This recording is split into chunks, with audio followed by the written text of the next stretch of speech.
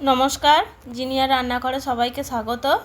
आजकेर এই দেখুন চিকেন কারি হবে, তার জন্য বাজার থেকে এই পুরো একটা মুরগির লেগ নিয়ে চলে এসেছে।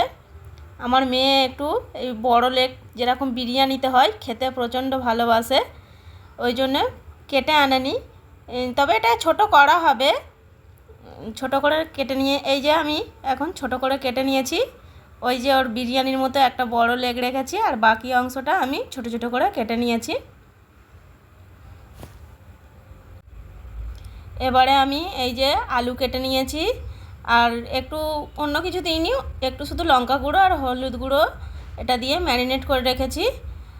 আর এই আলু আর 4টে মাঝারি সাইজের পেঁয়াজ ঝুরি ঝুরি করে কেটে রেখেছি। ধনে পাতা, কাঁচা লঙ্কা কুচি, আদা রসুন বাটা। এবার আমি নিয়ে নিচ্ছি কিছুটা পরিমাণ অল্প করে চিনি। আর এদিকে কড়াইতে আমি আলুটা ভাজা বসিয়ে দিয়েছি। আলুগুলোকে লাল লাল করে ভেজে আমি তুলে রেখে দেব। ভাজা হয়ে গেছে আলুগুলো, আমি আস্তে আস্তে আলুগুলোকে তুলে নিচ্ছি।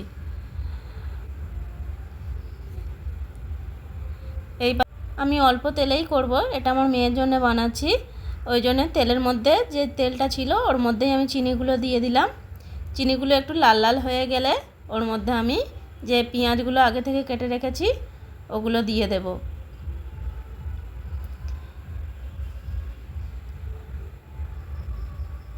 পেঁয়াজগুলোকে আমি সামান্য পরিমাণে লবণ দিয়ে ভালো করে কষিয়ে নেব, যাতে পেঁয়াজটা সুন্দরভাবে গলে যায়। আমি এখন পেঁয়াজটা কষাতে থাকবো। পেঁয়াজ কষানো আমার হয়ে গেছে, এবার দিয়ে দিচ্ছি আদা রসুনের পেস্টটা। ওটা দিয়েও ভালো করে নাড়াচাড়া করে নেব।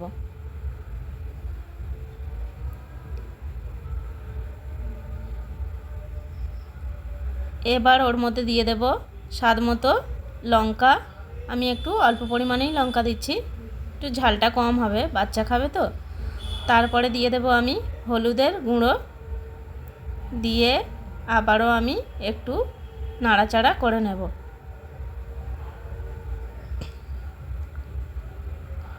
ভালো করে এটা আর একটু কষিয়ে নিতে হবে। তারপরে আমি এর মধ্যে অ্যাড করব ধনেপাতা। ধনেপাতাটা দিয়ে আরও কিছুক্ষণ কষাবো। এরপর আমি যে চিকেনগুলো রেখেছিলাম সেগুলো এর মধ্যে দিয়ে দিলাম।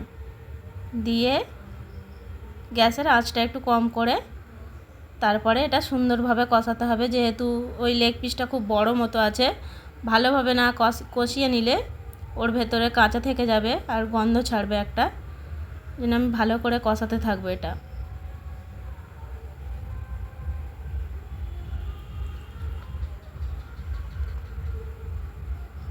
এরকম করে রাখলে কিন্তু একটু নাড়তে চাড়তে অসুবিধা হয়, কিন্তু কি করব, বাচ্চার আবদার রাখতেই হবে। এর মধ্যে এবারে আমি আগে কিছুটা অল্প পরিমাণে নুন দিয়েছিলাম, এবার স্বাদ মতো আমি নুনটা দিয়ে দিলাম।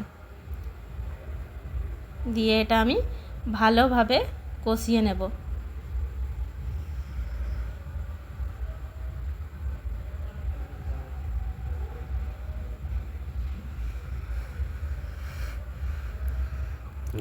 আমার কষানো হয়ে এসেছে।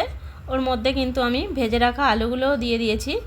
দিয়ে আর এইবারে জলটা আমি ঢেলে দিয়েছি, অল্প পরিমাণেই জলটা দিয়েছি, একটু কষা কষা টাইপের হবে। এইবার আমি ঢাকা দিয়ে দেব।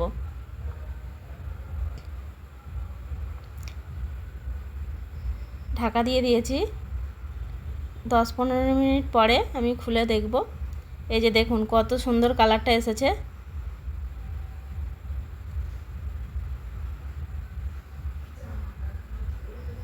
আমার চিকেন কারি একদম রেডি। ভিডিওটা যদি ভালো লেগে থাকে জিনিয়া রান্নাঘর চ্যানেলটিকে সাবস্ক্রাইব করবেন, লাইক করবেন এবং প্রচুর ভিডিওটাকে শেয়ার করে আমাদের পাশে থাকবেন।